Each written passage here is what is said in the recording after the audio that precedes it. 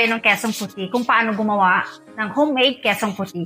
Sa tatlong ingredients lang is makakagawa ka ng isang masarap at syempre masustansyang kesong puti na pwede mong pang-umaal sa pangkape sa umaga o kaya sa pangpalaman, pwede rin o kaya sa pangmerienda.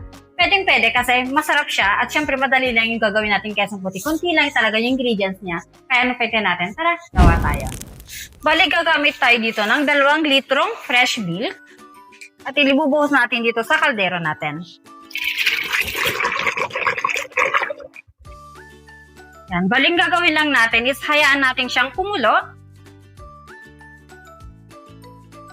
Tapos, tuturo kung paano pa yung susunod na step niya. Kung makikita nyo, yan, kumulo na siya. Tapos yun yung mga bubbles niya is tumaas na.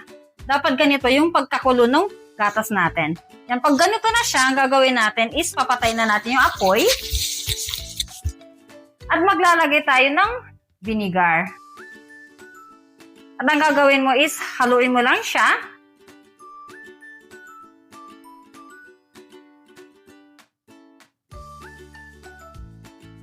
At huwag kayong mag-alala kasi hindi siya maglalasang vinegar yung gagawin natin kesong puti natin. Yan, haluin mo lang siya. Yan, kung makikita mo is yun, may mga buo-buo na siya. Yan yung dapat ang magiging itsura niya. Kasi yan yung bali ang magiging, ang kailangan natin is eto. Pero ang gagawin muna natin is i-reserve muna natin siya mga 15 minutes. Pagkatapos ng 15 minutes na pag-aantay natin, yan is maglalagay tayo ng asin. Haluin mo lang siya para ma-dissolve lang yung asin. Pag nahalo mo na siya, gawin mo is titikman natin kung kailangan pa dagdagan na asin. Dagdagan pa natin ng konti. Yan. At haluin mo ulit siya. Mas maganda na yung maglagay tayo ng paunti-unti lang yung asin para sigurado na hindi maalat yung magagawin nating kesong puti natin. Yan. Pag nahalo mo na siya, at syempre tikman mo na siya ulit. Yan. Okay na siya. Walang gagawin natin. Kuha tayo ng isang strainer. Yan, bali may strainer tayo at isang malinis na katela. Yan. Ang gagawin natin is ibubuhos natin siya dito.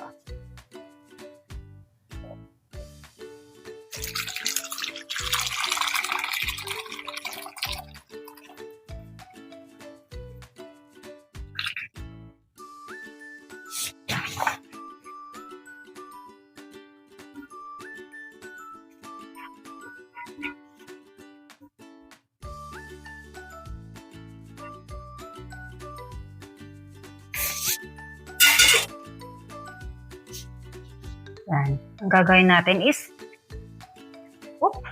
tatanggalin natin yung excess na tubig niya. Pigayin natin siya ng konti. Pero hindi naman yung as in yung pigang-piga kasi ang tendency niya is magiging dry yung kesong puti natin.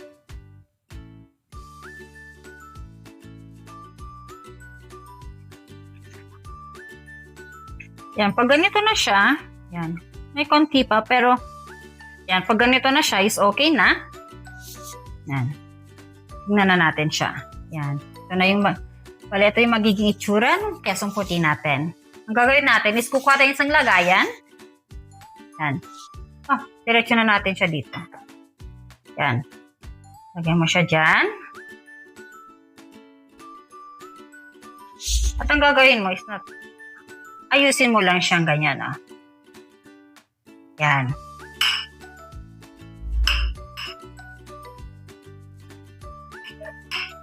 Diinan mo lang siya ng konti para mas maganda lang siya mamaya pag tinanggal na natin siya. Yan. At kailangan, syempre, yung lalagyan kaya na gagamitin is kailangan yung may takip. Yan.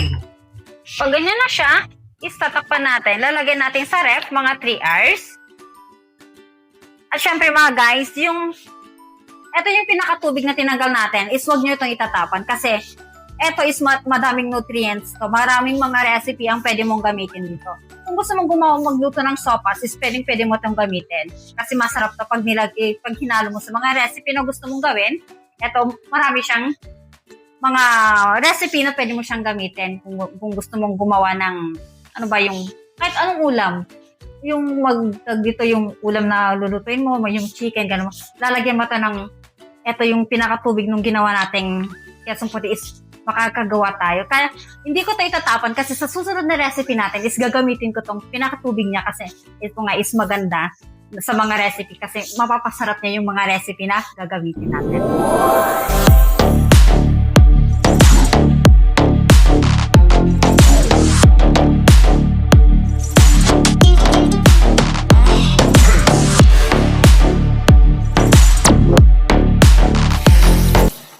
Ready na ang ating kesong puti na ginawa natin. Bali, eto na siya ngayon. Yan. Diba, titingnan man. Oh, wow. Diba? Kaya, huwag kakalimutan mag-subscribe sa mga videos natin. At syempre, pa-share sa mga videos na ina-upload natin. At syempre, pa-like na rin sa mga videos natin. At syempre, dito, yung magandang part na lagi kong sinasabi. Kaya, tignan nyo mo lang, parang ako'y tumataba na ng kaluluto at ako din naman yung kumakain. Kaya, syempre, ang magandang part na pagluluto, syempre yung titikman na natin. Tara, tikman natin.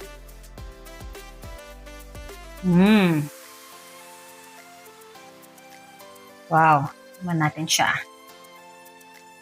Oh.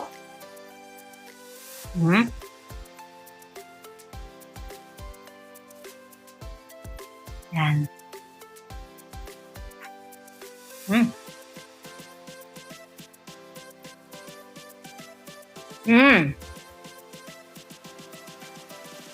In fairness, masarap siya. Ano mo yung suwabe siya. Hindi siya yung, hindi ko ma-explain yung ano yan. Basta yung, ang sarap ng lasa niya, hindi yung, yung kesong nakakaumay, yung parang ganon. Suwabe talaga yung lasa niya. Kaya masarap to. Pang kape, pang merienda. Tapos yung mga pampalaman, masarap. Sarap ng paggagawa natin. Kaya, gumawa kayo nito kasi hindi kayo magsisisi, masarap talaga siya. Kaya hanggang dito na lang. Ciao!